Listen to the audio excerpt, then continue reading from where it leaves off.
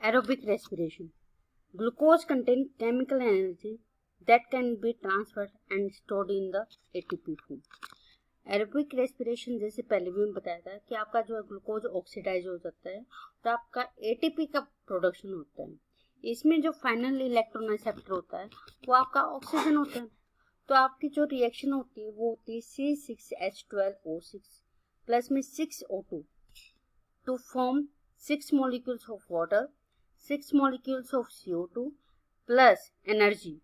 Energy is about 686 kilocalorie per mole और 80 की form में ये 36 to 38 ATP का प्रोडक्शन होता है.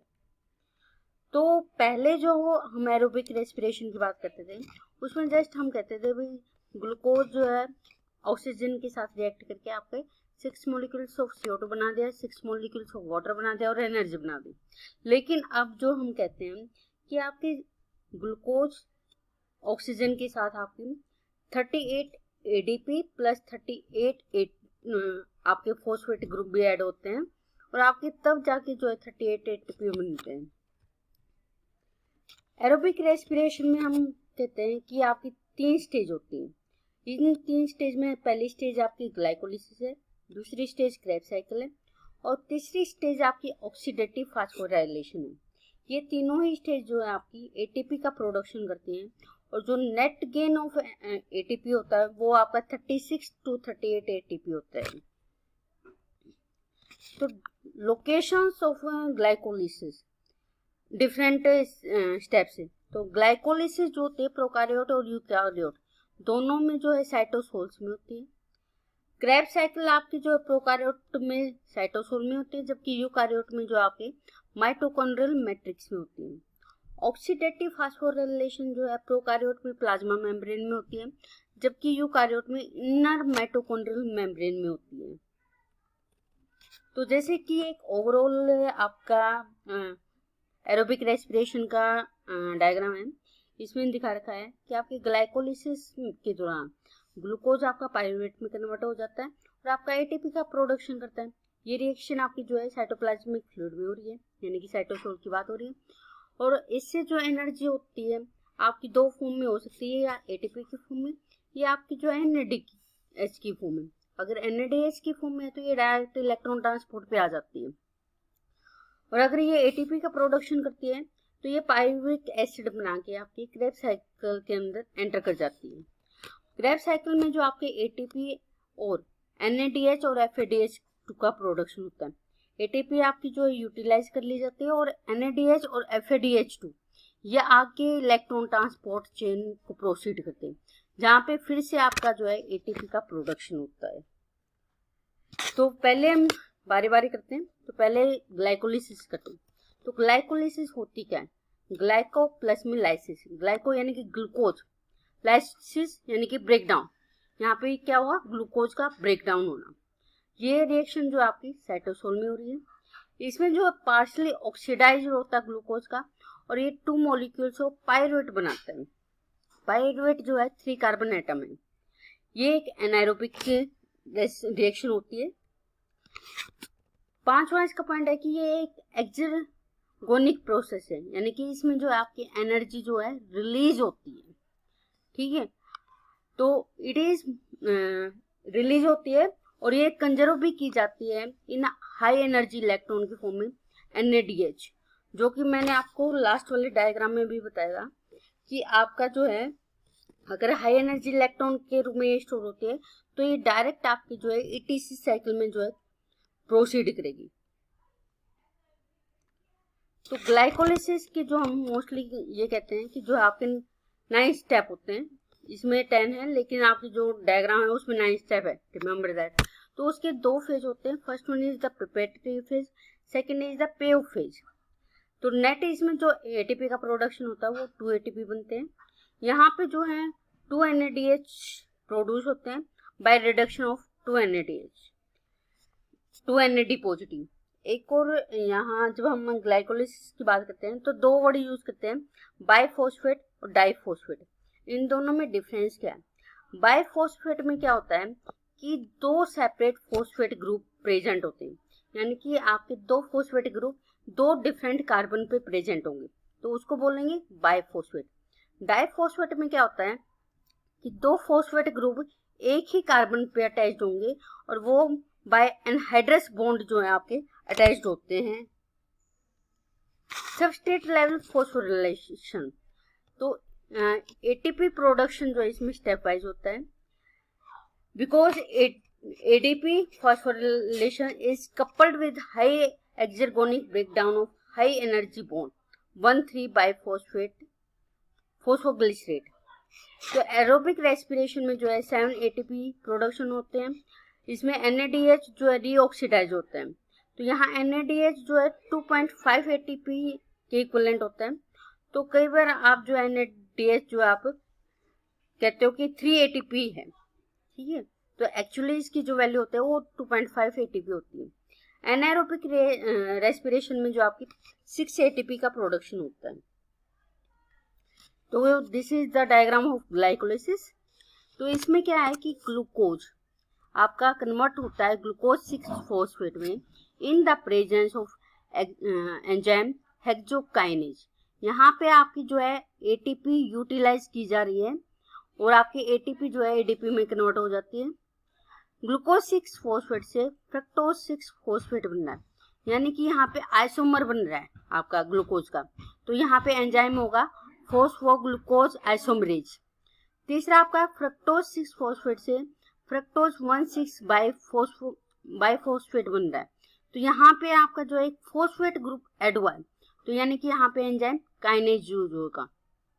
यहाँ पे भी आपकी जो है एक एटीपी जो है यूटिलाइज कर ली जाती है। फ्रक्टोज 1,6 बाइफॉस्फेट जो है आपका दो तरीके से जो है दो प्रोडक्ट बना सकता है, या तो वो बनाएगा ग्लिसरॉल्डिहाइड फॉस्फेट या बनाएगा डाइहाइड्रोक्सी एसीटोन फॉस्फेट। ये दोनों आपस में जो होते हैं आइसोमर होते हैं।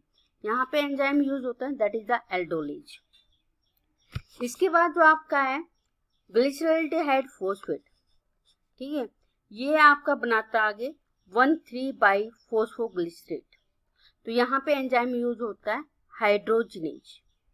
यहाँ पे जो आपकी क्या होता है NAD पॉजिटिव प्लस में 2PI, यानी कि यहाँ पे जो है 2 मॉलिक्यूल्स ऑफ NADH प्रोडक्शन होता है, यानी कि यहाँ पे आपकी एनर्जी जो है बनी। इसके बाद जो आपका 1,3 बाई फॉस्फोग्लिसरेट जो है कन्वर्ट हो जाता है 3 फॉस्फोग्लिसरेट में। यहाँ पे एक फॉस्फेटिक ग्रुप रिमूव हो रहा है, तो यहाँ पे एंजाइम यूज होगा दैट इज द काइनेज, तो ये बनेगा फॉस्फोग्लिसरेट काइनेज। यहाँ पे आपकी जो है 2 ATP का प्रोडक्शन हो रहा है। नेक्स्ट आपका आता है कि 3 फॉस्फोग्लिसरेट कन्वर्ट इनटू 2 फॉस्फोग्लिसरेट, यानी कि यहाँ पे जस्ट पोजीशन चेंज हो रही है, तो ये क्या करा म्यूटेज एंजाइम यूज होगा यहाँ पे, तो फॉस्फोग्लिसरेट म्यूटेज ये एंजाइम आपका यूज हो रहा है और आपका 2 फॉस्फोग्लिसरेट बन रहा है। 2 फॉस्फोग्लिसरेट से आपका बनेगा फॉस्फोइनोल पाइरुवेट, तो यहाँ एंजाइम यूज होगा इनोलेज। फॉस्फोइनोल पाइरुवेट से आपका बनता है पाइरुवेट, जो कि आपका एंड प्रोडक्ट होता है ग्लाइकोलिसिस का, तो यहाँ पे एंजाइम यूज होगा पाइरुवेट काइनेज। यहाँ पे भी आपकी 2 मॉलिक्यूल्स ऑफ ATP का प्रोडक्शन होता है। तो जब हम समरी की बात करते हैं ग्लाइकोलिसिस, तो हम ये कहते हैं कि ये साइटोसोल्स में होती है, ये एक एनारोबिक रिएक्शन होती है। इसमें जो है 2 ATP जो होती है इनपुट करते हैं, और 2 ATP अगर आप देखोगे कि पहले और तीसरे स्टेप में, पहला और तीसरा स्टेप जो है आपकी ATP जो है डाली गई है, यानी कि यूटिलाइज की गई है, तो आपने 2 ATP इसमें रिक्वायर्ड हुई। इसके बाद जो है ग्लूकोज आपका एंड प्रोडक्ट बनाता है पाइरुवेट, तो 2 मॉलिक्यूल्स ऑफ आपके पाइरुवेट बनते हैं। यहाँ पे 2 NADH और 4 ATP का प्रोडक्शन होता है, तो यानी कि एक्स्ट्रा हम कह सकते हैं कि 2 NADH प्लस आपके 2 ATP, ठीक है, तो बने हैं ओवरऑल प्रोडक्ट। अगर हम ग्लाइकोलिसिस की बात करें तो जैसे कि मैंने कहा कि 2 NADH जो होता है आपके करीबन 2.5 ATP के बराबर होता है, तो ये टोटल 5 ATP होगी प्लस में 2 ATP यानी कि 7 ATP। तो ग्लाइकोलिसिस में क्या बना 7 ATP जो आपके नेट रिलीज हुए हैं, जो आपको मिले। तो यहाँ पे आप मेमोराइज करने के लिए क्या कर सकते हैं कि ATP यूज होते हैं पहले और तीसरे स्टेप में, ATP प्रोड्यूस हो रहे हैं छठे और 9वें स्टेप में, और NADP प्रोड्यूस हो रहा है 5वें स्टेप में।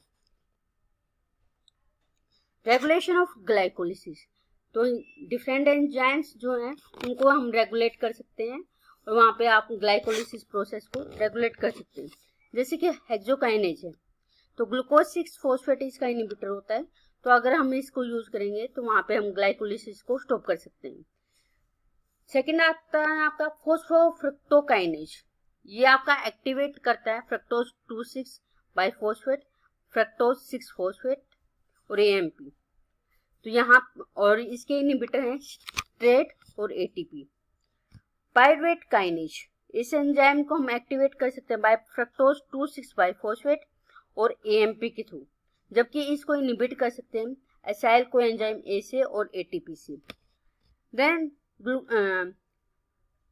ग्लिसरल 3 फॉस्फेट डिहाइड्रोजनेज, इसको हम इनहिबिट कर देते हैं आयोडो एसीटेट में। तो कई बार जो है नेट के क्वेश्चन में पूछ लेते हैं कि ग्लाइकोलिसिस में आपका जो ग्लिसरल फॉस्फेट डिहाइड्रोजनेज है तो वो उसका इनहिबिटर कौन सा है, तो that is the iodo acetate.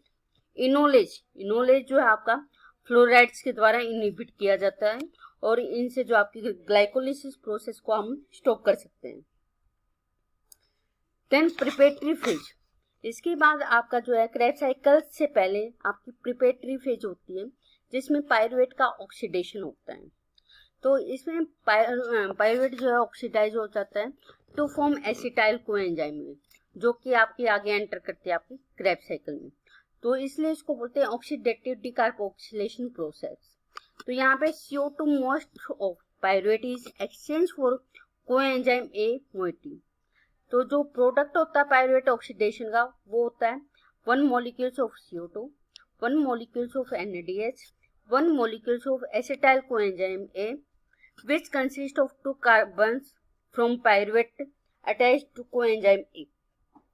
Acetyl coenzyme में जो आगे आपका क्रेब्स साइकिल में एंटर करता है। Pyruvate is a charged molecule, so enter in the mitochondria with help of transport proteins. In mitochondria, a highly organized multi-enzyme complex called the pyruvate dehydrogenase, वो इसको जो है कैटेलाइज करता है। तो पायरुवेट डिहाइड्रोजनेज जो है कम्प्लेक्स वो 3 एंजाइम का बना होता है। इसमें आते हैं पायरुवेट डिहाइड्रोजनेज E1, सेकेंड आता है डाइहाइड्रोक्सिल पोलाइल ट्रांसएसाइलेज E2, थर्ड आपका आता है E3। तो ये तीनों एंजाइम मिलके आपकी इस रिएक्शन को कैटेलाइज करते हैं और जो इनसे प्रोडक्ट बनता है एसिटाइल कोएंजाइम में वो आपका क्रेब्स साइकिल में एंटर करता है। तो एंजाइम ए जो आपका आता है E1, इसका फंक्शन होता है डिकार्बोक्सिलेशन एंड ऑक्सीडेशन, इसमें कोफैक्टर होता है आपका TPP। E2 में आपका जो फंक्शन होता है catalyse transfer and it if acetyl coenzyme, cofactor इसमें होता है lipoic acid and coenzyme A। E3 में जो है डीऑक्सीडाइज्ड होता है डीऑक्सीडाइज डिहाइड्रोल लिपोमाइड, तो इसमें कोफैक्टर होता है NAD पॉजिटिव और FAD। ये इनहिबिट कर सकते हैं बाय NADH और एक्टिवेट कर सकते हैं NAD पॉजिटिव की। तो पायरुवेट डिहाइड्रोजनेज कम्प्लेक्स जो है regulated by 2 process. First one is the allosteric regulations जिसमें बाय NADH और एसिटाइल कोएंजाइम में आता है। दूसरा बाय कोवैलेंट मॉडिफिकेशन, ये ओनली जो है आपके यूकारियोट्स में होता है। तो इसमें जो है 4 स्टेप्स की प्रोसेस है जिसमें पहले में आएगा आपका decarboxylation of pyruvate with formation of dihydroxy ethyl TPP, second आपका transfer of 2 carbon unit to lipoic acid, third आपका था फॉर्मेशन ऑफ एसिटाइल कोएंजाइम में, फोर्थ आपका आता है lipoic acid is deoxidised to form lipoid, ताकि आपकी ये रिएक्शन बार बार रिपीट होती रहे।